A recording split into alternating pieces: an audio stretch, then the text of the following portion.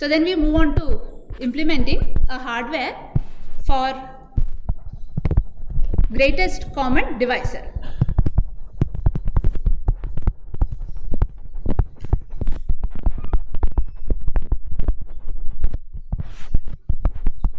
Or you are calculating the GCD of two numbers.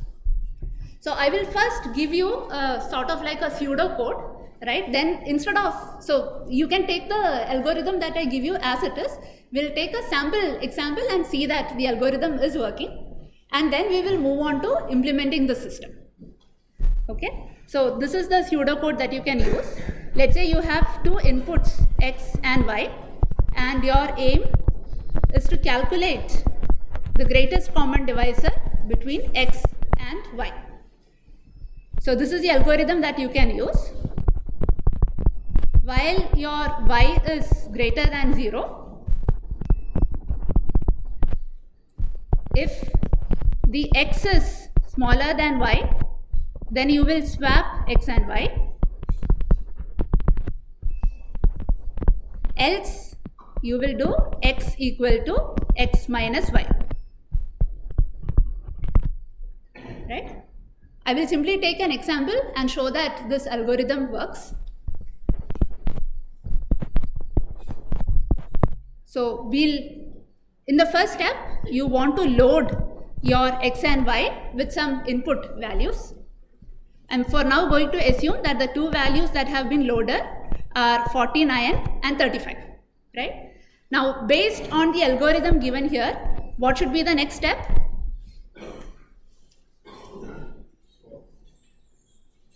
Is X less than Y? What should be the next step? X equal to X minus Y. So I have to subtract. What is the value you get? What is X minus Y here? So you get 14, and this I write as it is. So at this stage, X is smaller than Y. So I need to swap them. So I get 35 and 14. For this stage, X is greater than Y. So I'll again subtract. What is the next row? What is the next row? 21 and 14. X is still greater than Y. So I will again subtract. I will get 7 and 14. Now I need to swap. Then I will get 14 and 7. So now I subtract. I will get 7 and 7. Just because of the, so 7 and 7. Now I will subtract again. So you get 0 and 7. Now we swap. You get 7 and 0. Y has value 0, which means our loop has ended, and the answer is stored in X. Right? So this is the algorithm that we want to implement in hardware. So as before, we start by looking at what is the data path, what can potentially be the data path. Right? Where do I start? Clearly there are two registers, X and Y. Right? So I start by sketching two registers, X and Y. Right? Let us look at X for a minute. What are the potential values that X can take? In the beginning of the loop, you need to load the values to X and Y. Right? So this is where you will load some value to X and Y. I'm going to assume that the value to be loaded to X is Xn. What else can you comment? What other values can X take based on this? X can take Y, right? Is that what you said? Y and X minus Y. Y and X minus Y, right? So it can take X minus Y, or it could take Y, right? So for the first part, I have to either load X in or I have to load something else. So clearly a mux logic is needed here. Right? At some point I will have to load X in. At other points I will have to load something else. Right? So let's say now I need to calculate X minus Y. So I'll use a subtractor. Right? This can represent either a summer or a subtractor depending on the signs that you give here. So this is now calculating. So this is X, this is Y. So the output is simply X minus Y. Now I need to choose between X minus Y or Y, which means I will have another mux in this path, right? And so one input is going to be X minus Y, the other input is going to be Y. And this then has to come as input here, and I can load X as this. Now let me give the select signal some name. The choice between X minus Y and Y, what does that depend on? X being less than Y. X being less than Y. Whenever X is less than Y, I want to swap them, right? So I will give a select line name here as swap. If swap is 1, then I want to swap it. So I have to load in Y. If swap is 0, I will load in X minus Y. Okay. Now here, let's say when I want to load the input, right, then I load X in. If I don't want to load a new input, then I allow this loop to work. This is okay. Now we repeat the same steps for Y. Right? What are the potential values Y can take? It can take Y in, Or X. or it could take X, or it could be holding the previous value, right? So for Y in, it is very straightforward. So I'll use the same select signal. If you have load input, then I need to load in Y in. Right? If load input is 0, then I need to generate another signal here. That signal clearly has to come from a mux. And what do I base this decision on? Whether I load X or whether I load Y? I can base that decision on the same swap signal. So I'll have the swap signal here. If swap is 0, I continue loading Y. If swap is 1, then I need to load X, which you can tap from this point.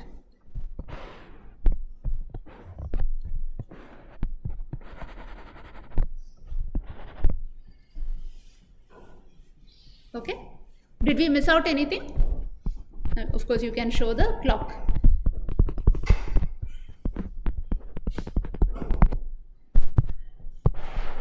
So as long as we generate the swap signal and the load signal correctly, this loop should be able to work.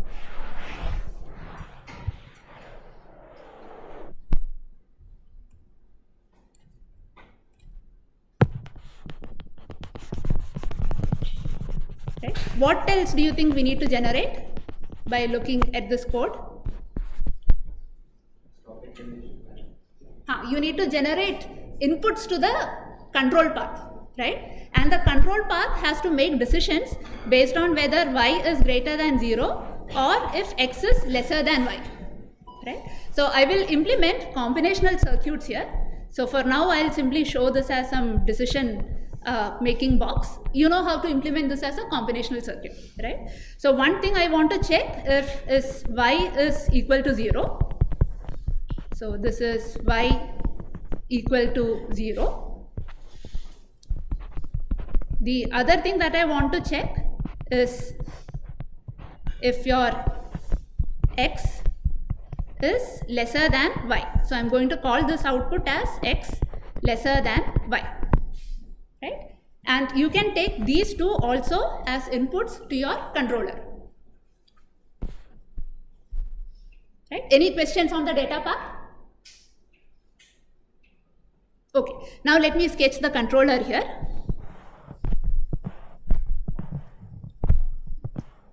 Okay. Now your controller, of course, requires clock as an input. What else does it require? Maybe there is a reset involved so that you can reset the states in the controller correctly.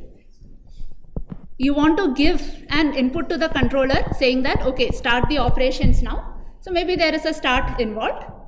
And then on top of it, you can have these two signals, y equal to 0 and x lesser than y. And this controller has to now give you outputs. What are the two outputs it has to give?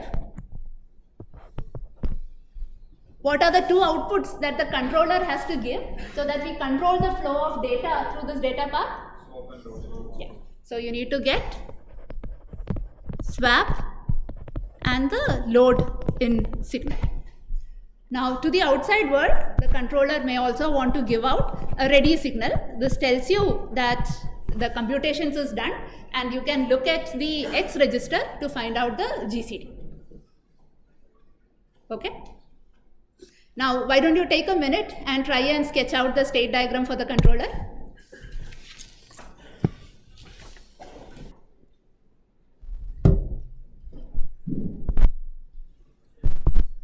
Okay, let's say I start with idle state.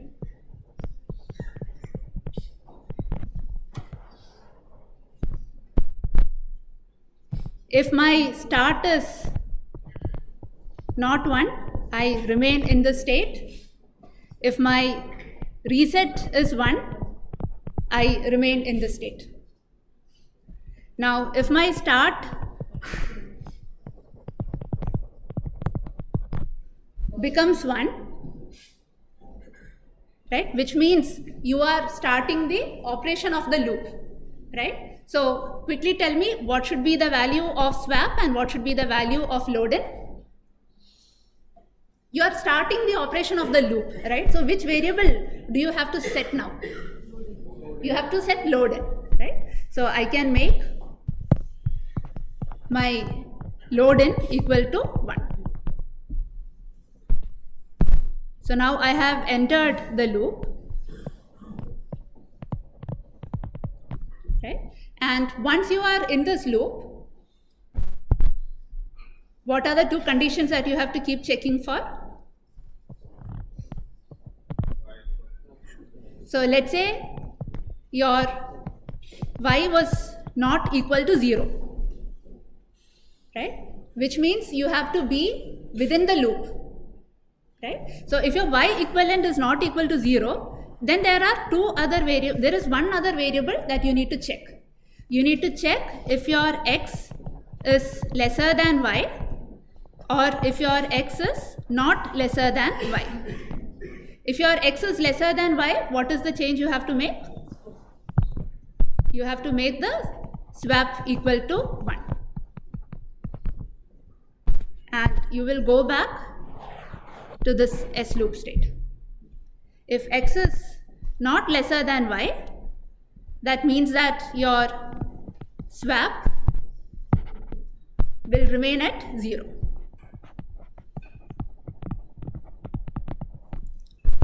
And then you go back to the S loop state. Now from this state, if your reset becomes 1, you can go back to the S idle state, right? Now let's say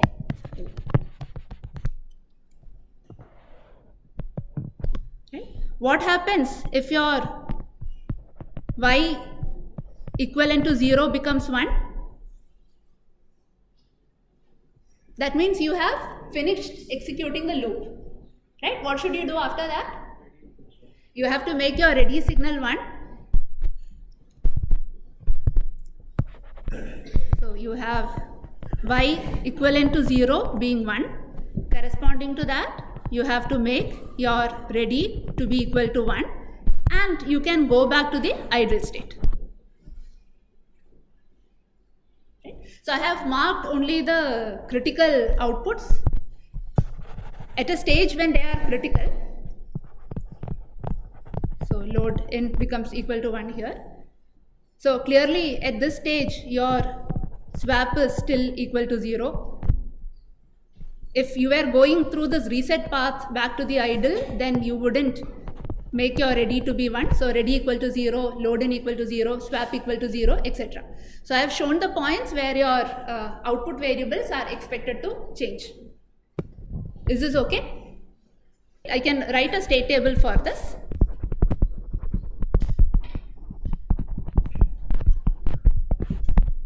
Right? The inputs that I need to consider are, there is reset involved, there is start involved, then I have y equal to 0 and x lesser than y. I'll quickly show you how to do the state table only for the present state and the next state. Now we have 4 inputs. I will write these inputs in the same order in the next state column. Right? Now your reset, if your reset is 1, the value of the other variables is inconsequential. Right? So this is 0, this is 1. Then you can have 1 here and this doesn't matter. This is 0, this is 0, you can have 1 here, this doesn't matter. You can have this 0, this is 1, 0, 0, and you can have 0, 0, and 0, 1, right? Now you will be able to write out the next state variable. So can you tell me, if you have 0, 1, 1, x, what should it be? You are currently in the idle state. Your start variable has become 1. So you should go to, where should you go? You are in the ideal state. Your start variable has become 1. We should remain? Because y equivalent is 0. But you are just starting out, right? You have not loaded your registers with x and y. So at this stage, you have to go to the next state. You have to go to S loop. If you are in x idle and you have not loaded the x and y, right? You can't make a comment about whether y equivalent equal to 0 is relevant or not. Right? So you have to go to S loop. What about the next one? Start is still 0, so you'll remain at S idle. Next one, you have to go to S loop. Here you will remain at S idle. Right? Now here, like you mentioned, the value of y equivalent to 0 doesn't make a difference here, because you are starting from S idle and you see that a start signal has been given. So you have to move on to the next state and then verify if the values of y equivalent to 0 is still 0, depending on the value you have loaded. So this is going to be S loop. What is the next state?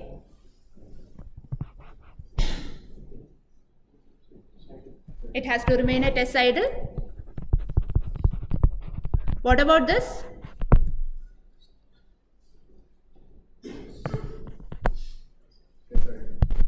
Why? Because y is equal to 0. So you remain at S idle. Next one. Why S loop? S idle, right? Because why? Your y equivalent to 0 is 1 here. So you go to S idle. Next case, you remain at S loop. And the last case, you remain at S loop. Okay. So your output, your next state, this is a very nice example. Your next state depends on what is the current state as well as what is the current input it is seeing. right? Here initially you set S idle because you set it only based on the inputs, but you have to look at the current state and the inputs to make a decision about the next state, right? Now similarly, if you want, you can extend this table to include all the outputs for all the possible input cases, but in this case it might be just easier to write it out directly. When is load in value set to 1? So we have constructed a Mealy machine, so it has to be a function of the present state as well as the inputs. Now based on this, can you tell me when will load in become equal to 1? Current state is S idle and we give start. Yes. So your state should be equal to S idle and Start equals to start. and your reset is not 1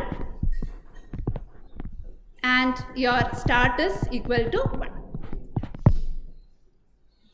Okay. This is the expression for load in. What about swap?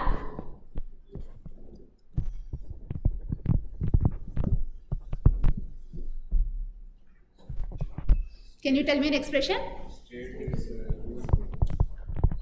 State is equal to S loop and not in reset and y is not equal to 0 and x is lesser than y. And finally, when does your ready signal go high?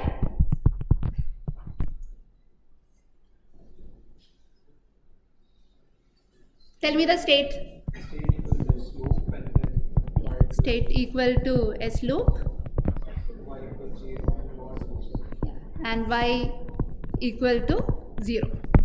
Right? Of course, you can include the reset condition also. In the swap, can we remove the state condition?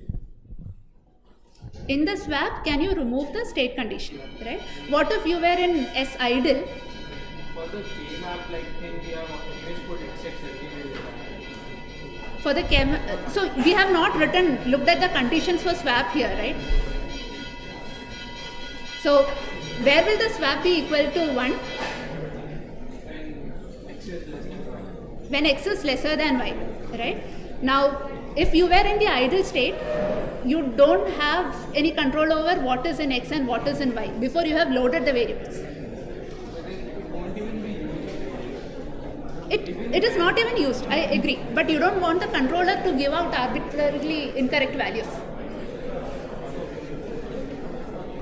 It is possible that for certain systems, because you know that these values are not going to be used by the data path, even if the controller gives you, some x, it is don't care condition for you. Controller gives you incorrect value, it might be okay. But treat those as very special cases. It is best to design it such that the controller can never give arbitrary values. Okay. All right. Thank you.